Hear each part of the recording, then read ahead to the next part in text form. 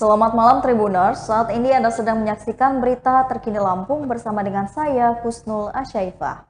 Kami akan menyajikan berita dan informasi menarik untuk Anda dari berbagai wilayah di Provinsi Lampung. Dan inilah berita terkini selengkapnya. Berita pertama, kenaikan harga pertamax Kabiro Perekonomian Provinsi Lampung. Pemerintah pusat melalui Pertamina resmi menaikkan harga bahan bakar pertamax di seluruh provinsi termasuk di Provinsi Lampung.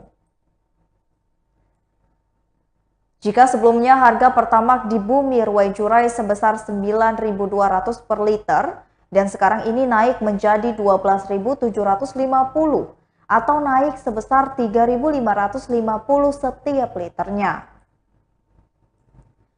Kabiro Perekonomian Provinsi Lampung, Emilia Kusmawati kepada Tribun Lampung, pada Jumat 1 April 2022 mengatakan bahwa pertamax bukanlah produk BBM yang disubsidi oleh pemerintah. Kenaikan harga pertamax juga ini memang dipicu oleh semakin beratnya beban keuangan Pertamina. Akibat tingginya harga minyak dunia dan juga Pertamina harus menanggung selisih antara harga pasar dan juga harga jual pertamax. PLT Kepala Dinas Energi dan Sumber Daya Mineral Provinsi Lampung, Heri Sadli, mengatakan bahwa terkait kenaikan BBM ini, pemerintah Provinsi Lampung terus memantau. Dengan harapan dipantau ini agar tepat sasaran karena dampak kenaikan minyak dunia yang mengakibatkan kenaikan juga kepada BBM jenis pertamax.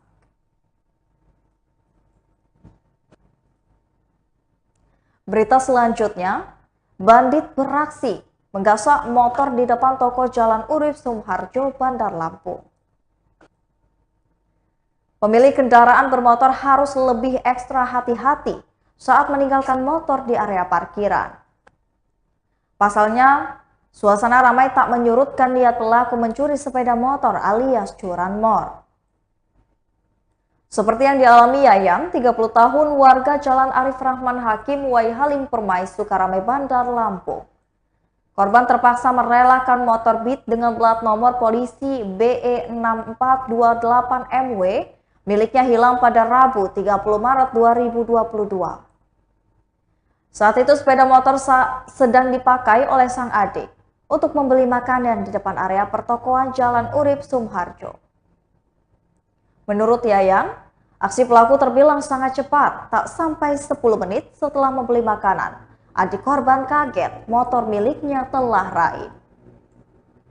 Yayan menambahkan berdasarkan keterangan dari adiknya saat itu kondisi sekitar sedang ramai.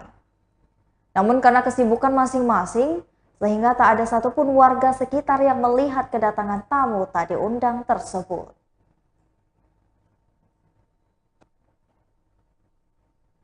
Berita selanjutnya, kabar duka datang dari siswi SD di Lampung Tengah yang tenggelam di aliran sungai. Korban masih pakai seragam sekolah. Siswi SD atau sekolah dasar di Kecamatan Wai Pengabuan tenggelam terbawa arus aliran sungai Wai Pengabuan saat bermain bersama dengan guru dan juga teman-temannya pada Jumat 1 April 2022.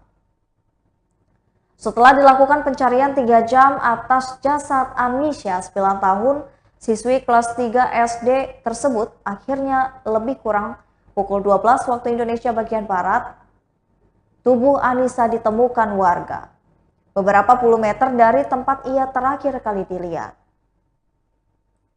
Rudi, warga kampung Tanjung Ratu, orang yang menemukan tubuh anak perempuan dari Samardi itu, menerangkan saat ditemukan Anissa sudah tak bernyawa lagi. Saat ditemukan, kata Rudi, tubuh Anissa sudah kembung akibat terlalu banyak meminum air sungai. Korban juga diketahui mengenakan pakaian senam sekolah berwarna abu-abu marun dan celana marun. Setelah diangkat, jasad korban kemudian dibawa ke puskesmas terdekat. Setelah itu dibawa ke rumah duka tempat orang tuanya di kampung Tanjung Ratu. Anissa sendiri diketahui merupakan siswi kelas 3 sekolah dasar yaitu SD Negeri 1 Kampung Tanjung Ratu, dan diketahui bersama guru dan rekan-rekannya berada di areal Sungai Wai Pengabuan. Setelah beberapa waktu, kata Baharudin, ia kemudian mendengar teriakan guru dan juga teman korban yang meminta tolong.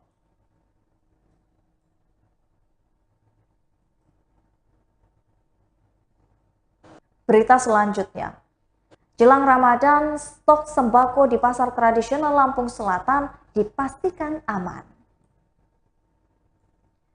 Jelang Ramadan 2022, ketersediaan sembako di pasar tradisional Lampung Selatan dipastikan aman. Hal ini berdasarkan hasil inspeksi mendadak atau SIDA yang dilakukan tim gabungan perangkat daerah Kabupaten Lampung Selatan. Sidak yang dilakukan mencakup Pasar Kalianda dan juga Pasar Sidomulyo Lampung Selatan. Staf ahli Bupati Bidang Keuangan, Yusri, selaku koordinator tim mengatakan secara umum, harga sejumlah bahan pokok dan juga bahan penting lainnya masih stabil. Ini juga berlaku soal ketersediaan stok yang masih stabil hingga Idul Fitri nanti. Meski ada beberapa harga komoditi yang mengalami kenaikan, yakni cabai rawit, cabai merah, bawang, Yusri mengatakan pihaknya tidak menemukan adanya daging gelonggongan, ayam tiren dan juga makanan kadaluarsa di pasar yang dikunjungi.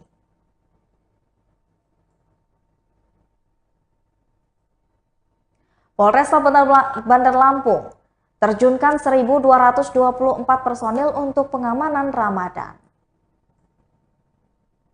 Polresta Bandar Lampung akan menerjunkan 1.224 anggotanya untuk mengamankan pelaksanaan ibadah di bulan suci Ramadan 1443 Hijriah tahun 2022. Kapolresta Bandar Lampung Kombes Pol Ino Haryanto mengatakan, pihaknya mengamankan seluruh aktivitas kegiatan ibadah masyarakat di bulan Ramadan.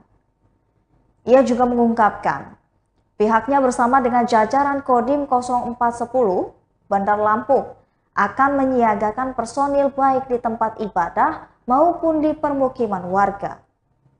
Ia juga menginstruksikan kepada seluruh Kapolsek di jajaran Polresta Bandar Lampung untuk menyiagakan mobil-mobil dinas Polsek di tempat-tempat rawan tindak pidana. Berita selanjutnya, Pekon Panggung Rejo Pringsewu Lampung dilaunchingkan sebagai Kampung Pancasila.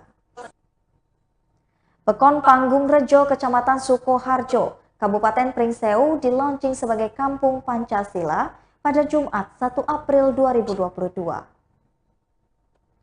Kegiatan launching dan persiapan terbentuknya Kampung Pancasila diperkasai oleh Koramil 4249 Sukoharjo yang dikomandai oleh Kapten Infanteri Rahmat Kartolo. Rahmat mengatakan Kampung Pancasila sebagai semangat untuk mencintai Pancasila dengan menerapkan perilaku yang menjunjung tinggi kebersamaan dan juga persatuan. Sekretaris Badan Kesbangpol Pringsewu saat membacakan sambutan Bupati Pringsewu Sujadi, ia mengapresiasi kepada semua pihak yang telah mendukung terselenggaranya Pekon Panggung Rejo sebagai Kampung Pancasila.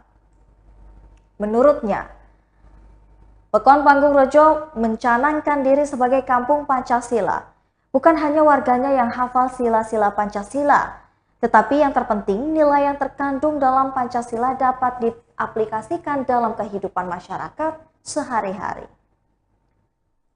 Pemerintah Kabupaten Pringsewu berharap Pekon Panggung Rejo yang telah dicanangkan sebagai Kampung Pancasila mendapatkan inspirasi dan juga motivasi kepada pekon lainnya di Kabupaten Pringsewu.